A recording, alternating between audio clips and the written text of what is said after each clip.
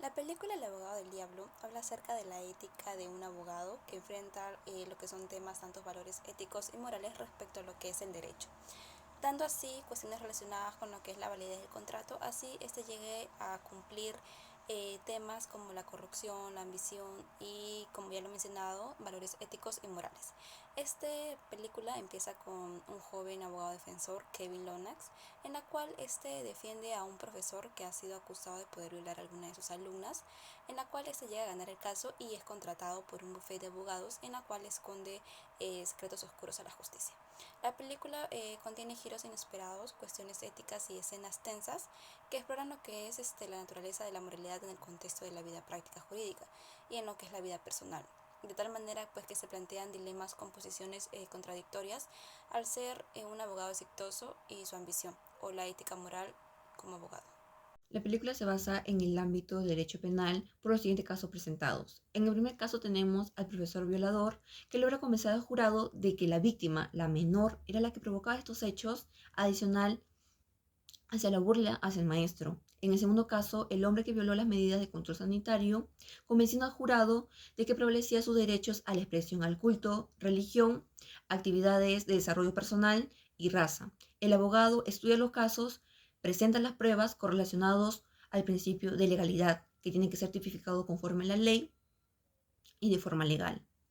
El abogado del diablo tiene mucha relevancia con el derecho, ya que vemos que las actividades de los hombres en la sociedad hacen la intervención de los intereses del derecho, como se ve en la película. Por ello podemos decir que las disciplinas y actividades, ya sean directas o indirectas, están relacionadas con la abogacía. Escena 1.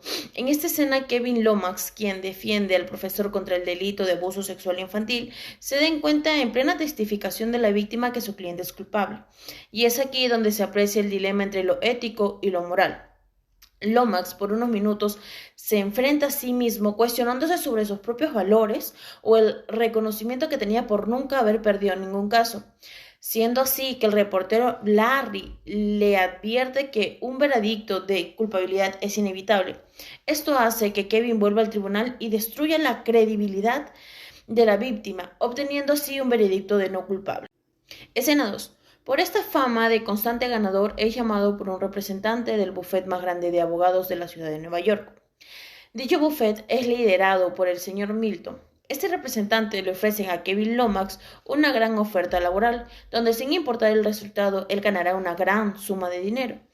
Podemos visualizar en esta escena dos acciones. Uno, la oferta por parte del representante del bufete de abogados y un tipo de contrato preparatorio, un contrato de promesa. Escena 3. La defensa del haitiano, quien realizaba acciones antisanitarias de sacrificio de ovejas y mamíferos.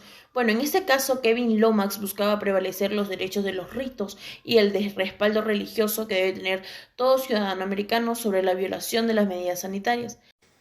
Como cuarta escena tenemos la escena donde el caso del constructor de obras en Nueva York, donde él es acusado por el asesinato de su esposa, su hijo y su sirvienta. Además de ello, le era infiel a su esposa. En el transcurso del proceso, esa situación se llega a enterar lo que es Lomax y, y el motivo por el cual el constructor de obras había cometido dicho eso era porque existía un acuerdo prematrimonial entre la esposa y el constructor de obras. Como quinta escena tenemos la escena donde Lomax se entera de que Milton, que también es Satanás, llega a ser su padre. Y el propósito de Milton era crear relaciones sexuales entre la media hermana de Lomax y Lomax para así procrear o crear el anticristo.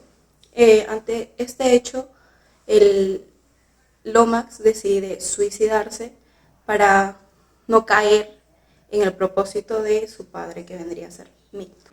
Tras un giro inesperado, Milton vuelve o retrocede en el tiempo, llegando así a la escena donde Max en el baño, donde fue intervenido por el periodista Larry, al momento de ingresar nuevamente al proceso donde se encontraba en el caso del profesor que había abusado de la su alumna, él decide retirarse de dicho caso, siendo así que Larry, este periodista, se le acerca con la intención de persuadir para que le diera una entrevista que lo volviera famoso o conocido, por decirlo así. Al final de esa escena se logra visualizar que Larry, el periodista, se transforma en lo que vendría a ser Satanás. Bueno, al terminar esa escena, Milton termina con una frase muy llamativa que vendría a decir: vanidad, mi pecado favorito. ¿Y qué es la vanidad? La vanidad es un tipo de soberbia o arrogancia, un pecado fundamental y la madre de todos los vicios. También hay otra frase muy particular donde Lomax le hace la pregunta a Milton diciéndole: ¿por qué los abogados? Y él le responde con porque el derecho nos coloca en todo. Y es cierto, porque todo abogado debe conocer acerca de un tema, por lo menos lo básico. En esta explicación vamos a tratar lo que es la cláusula prenupcial, que en la película se ve involucrada de la manera en que cuando el abogado Kevin Lomax trata de defender al señor Alexander Cullen por el asesinato de 3 personas que vendrían a ser su esposa, su hija y el ama de casa, cuando las investigaciones están en proceso, el señor Kevin se da con la noticia de que en su matrimonio tenían un acuerdo prenupcial, el cual consistía en que si alguna de las dos partes se les lograba identificar alguna aventura, es decir, que traicionaba a la otra parte teniendo una relación fuera del matrimonio, la parte perjudicada iba a quedarse con todo el patrimonio. Es por esto que la señora Cullen, al enterarse que su esposo le era infiel, ella quería separarse y quedarse con todo.